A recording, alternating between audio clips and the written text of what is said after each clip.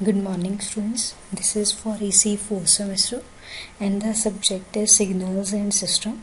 Today I am going to deliver my lecture on linear filtering. First is what is the use of DFT in linear filtering, and second one is linear filtering of long data sequence when the length of the sequence is very large. So first is use of DFT in linear filtering. Linear filtering is same as linear convolution. In this, we will discuss how the linear convolution is obtained using DFT. We already know the linear convolution of x of n and h of n, that is x of n is the input sequence and h of n is the impulse response of the system.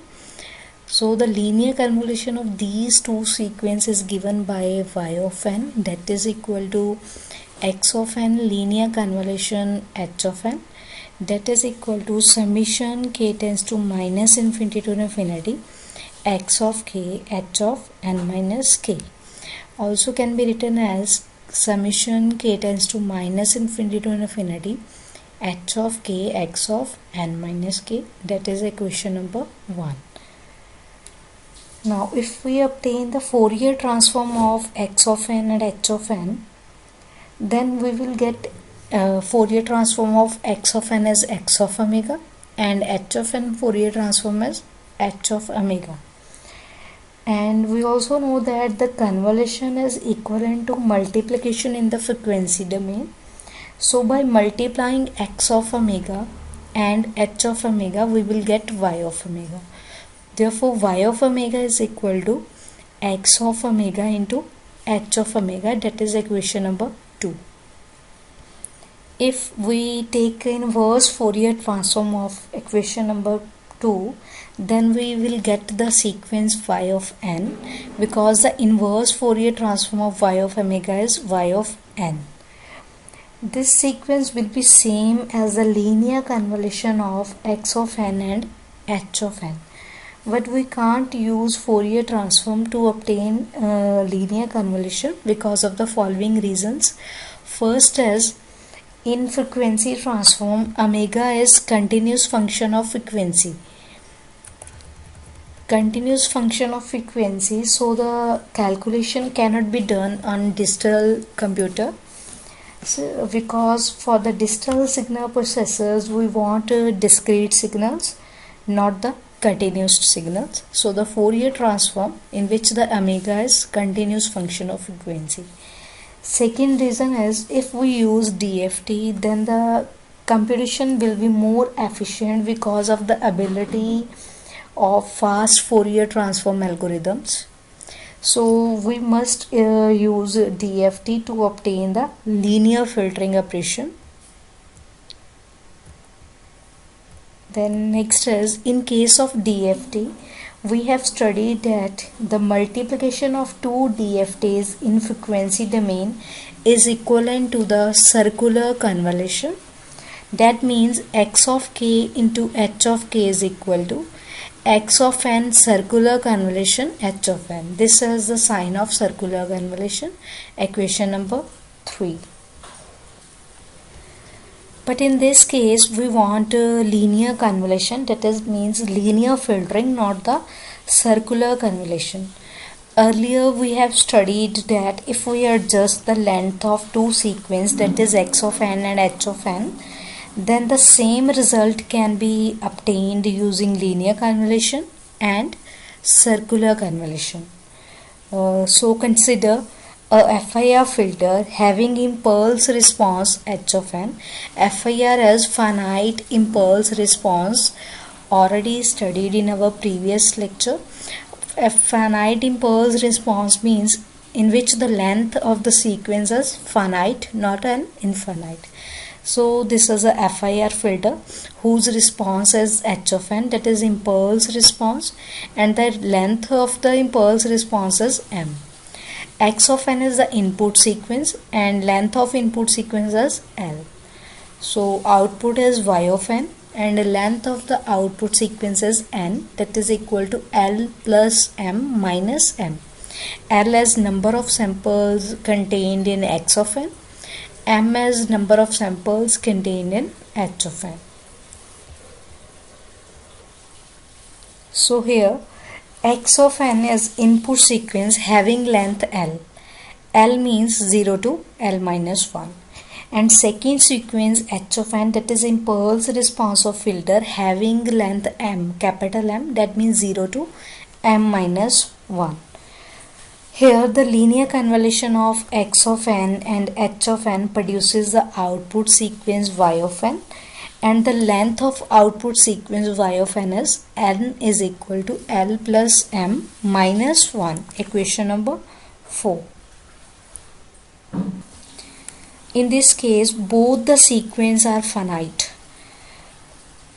So the linear convolution will be finite, not an infinite. Therefore, the Y of n is equal to summation k tends to 0 to m minus 1 y h of k x of n minus k, that is equation number 5, and length of the sequence is m.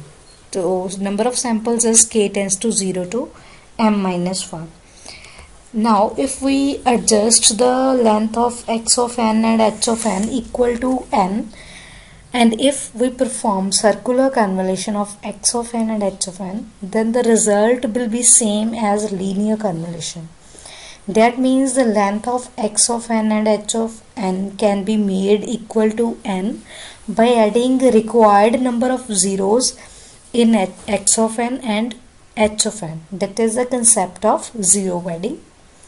Zero padding, that means we have to increase the length of x of n by m points and length of h of n by l points to make the total length of output, that is n is equal to l plus m minus 1. Then we can obtain the DFT of x of n and h of n, that is x of k and h of k. Then the multiplication of these two DFTs gives us sequence y of k. That means y of k is equal to x of k into h of k, that is equation number 6. Now by taking inverse discrete Fourier transform of this sequence y of k, the output sequence y of n can be obtained, and thus the linear filtering can be obtained using DFTs. So next is how to calculate linear filtering using DFT, means the steps to calculate linear filtering using discrete Fourier transform. So the very first step is calculate the value of n using the equation n is equal to L plus m minus 1. Here L represents number of samples in x of n and m represents number of samples in h of n. Second step is by adding zeros, make the length of x of n and h of n equal to n. Capital N is the length of output sequence y of n or y of k. Third step is calculate DFT of x of n. Fourth is calculate DFT of h of n, that is x of k and h of k. Fifth is multiply x of k and h of k to get y of k, means y of k is equal to x of k into h of k. And last is find out the IDFT, that is inverse discrete Fourier transform of y of k, that is y of n. So these are the steps to find out the linear filtering approach using DFT. Now we will do one question related to linear filtering using DFT. Now the question is, determine the response of FIR filter using discrete Fourier transform if the two sequences are x of n is equal to 1, 2 and h of n sequence is 2, 2. X of n contains 2 samples, h of n also contains 2 samples. This arrow indicates the value of the sequence at n is equal to 0. That means n is equal to 0, value as 1, and n is equal to 1, value as 2. In the same way here, at n is equal to 0, amplitude as 2, and at n is equal to 1, its value is 2. Now the first step is calculate the value of n using equation n is equal to L plus m minus 1. First is L. L means the number of samples present in x of n. That means first is length of x of n, that is L is equal to 2. Means x of n contains only 2 samples. The next is m. M means length of h of n. How many number of samples present in h of n? That is 2. So m is also 2. Therefore n is equal to L plus m minus 1. 2 plus 2 minus 1 is equal to 3. That means we have to calculate 3-point DFT, but we will find standard 4-point DFT. That means we assume n is equal to 4. That is standard 4-point DFT. Now second is second step is we will make length of x of n and h of n equal to 4 by adding zeros at the end, because it's a 4-point DFT. So the x of n becomes 1, 2, 0, 0. We add 2 zeros at the end. That is equation number 1. In the similar way, h of n is equal to 2, 2, 0, 0. Equation number 2. Then third step is calculate DFT of x of n, that means x of k. Now third step is calculation of x of k. We will calculate DFT of x of n, that is x of k, using matrix method, or we can say DFT as linear transformation matrix. So the formula is x of n or x of k is equal to Tweedle factor in matrix form and input sequence x of n in matrix form. And we already know the n is equal to 4. 4 means 4-point DFT. So that is equation number 3. And in previous lecture we have already discussed or computed the value of Tweedle factor for 4-point DFT.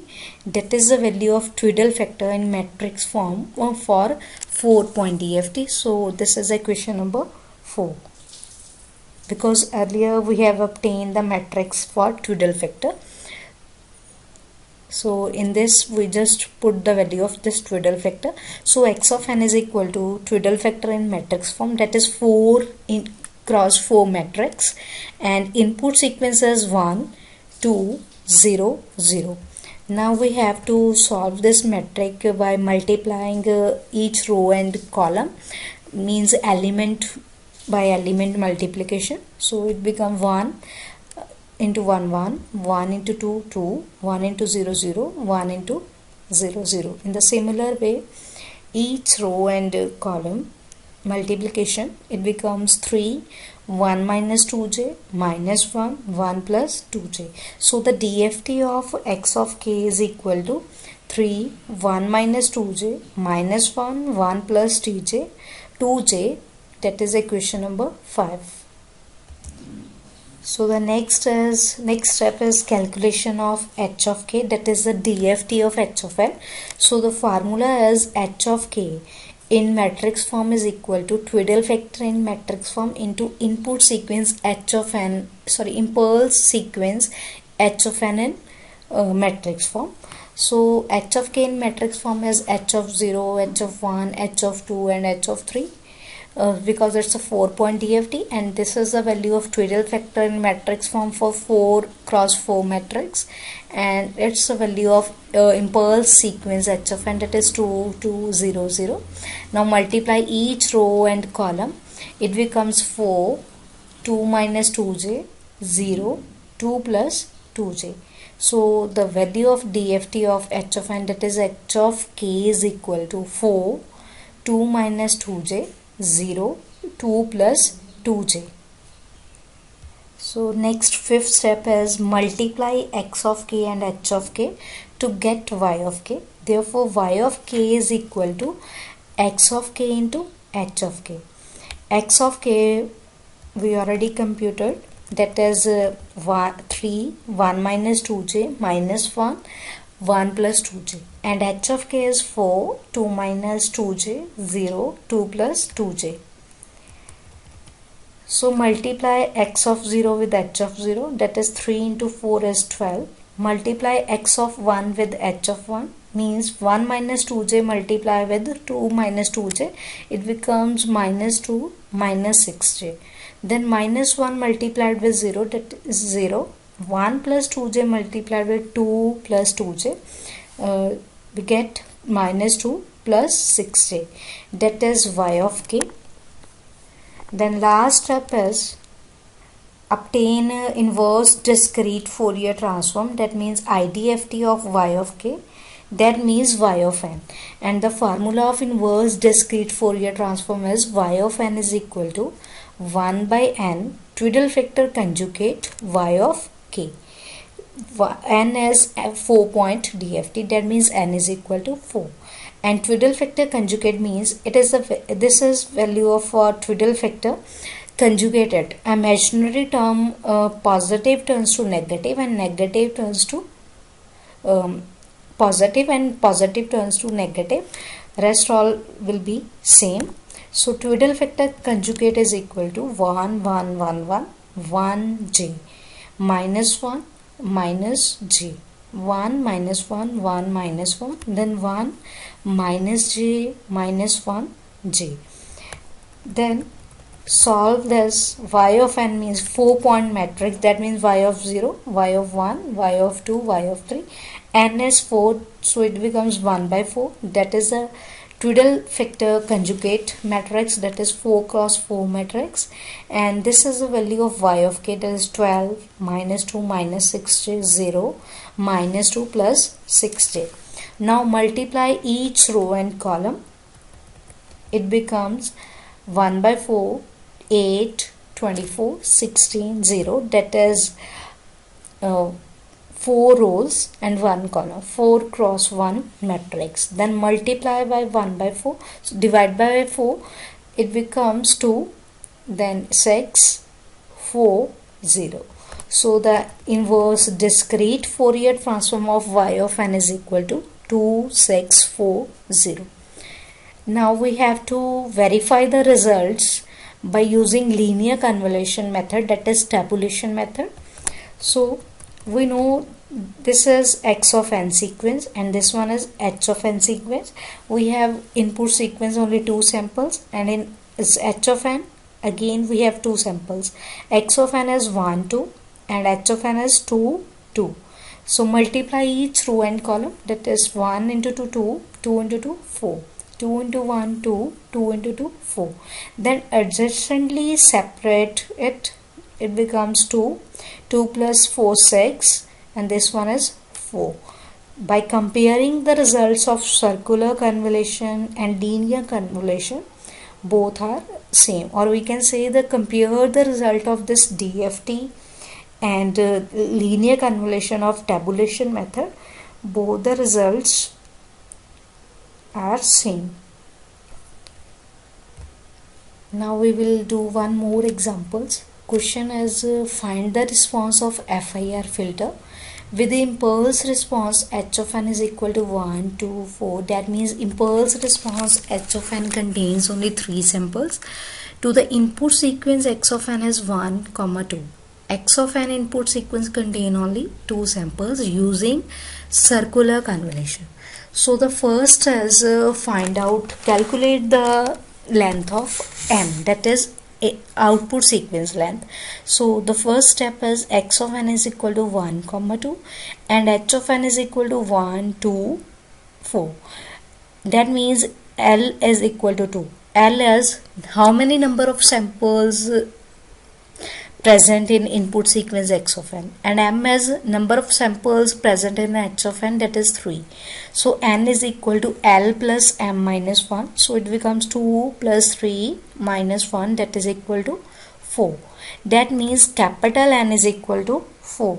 So we will make length of both the sequence, that is x of n and h of n, equal to 4 by adding zero padding concept. by adding zeros. So input sequence x of n. To make the length of x of n sequence equal to 4, we have to add 2 zeros. So it becomes x of n is equal to 1, 2, 0, 0. And h of n length has 3. Now we have to add 1 0 to make the length of this sequence h of n equal to 4. So it becomes h of n is equal to 1, 2, 4, 0. Then next is find out the DFT of x of n. Formula is x of k is equal to Twiddle factor in matrix form, that is f4 point DFT, into input sequence x of n in matrix form. So this is the value of Twiddle factor in matrix form, that is 4 cross 4 matrix, and this 1 2 0 0 value as input sequence in matrix form. By multiplying each row and column, x of k is, we get 3, 1 minus 2j, minus 1, 1 plus 2j. Next is calculation of h of k, that means DFT of h of n, that is inverse response. H of k is equal to Twiddle factor into h of n. This is the value of Twiddle factor in 4 cross 4 matrix, and this is the value of impulse response h of n in matrix form. Again multiply, solve this matrix by multiply each row and column. So we get h of k is equal to 7 minus 3 minus 2j, 3 minus 3 plus 2j. Next step is multiplying x of k with h of k to get y of k. That means y of k is equal to x of k into h of k. Now the x of k is this 3, 1 minus 2j, minus 1, 1 plus 2j, and h of k is 7 minus 3 minus 2j, 3 minus 3 plus 2j. Now multiply 3 with 7, that is 21. 1 minus 2j multiplied with minus 3 minus 2j, it becomes minus 7 plus 4j. Then minus 1 into 3 is minus 3. 1 plus 2j into minus 3 plus 2j is minus 7 minus 4j. So this is the value of y of k, that is DFT of y of n. Last step is find out the inverse Fourier transform this y of k, that means y of n. So the formula is y of n is equal to 1 by 4 Twiddle factor conjugate y of n. 1 by 4 means 1 by n. 4 n is 4 point DFT. So I have write here 4, 1 by 4. So Twiddle factor conjugate is this matrix 4 cross 4 matrix. We already discussed in our previous example, and this is the value of y of n, that is DFT of y of k, 21 minus 7 plus 4j minus 3 minus 7 minus 4j. So multiply each row and column, it becomes 1 by 4, 4, 16, 32, 32. Now divide by 4, it becomes 1, 4, 8, 8. So this is the response of the filter y of n, and this is all about the use of linear filtering in DFT. Thank you.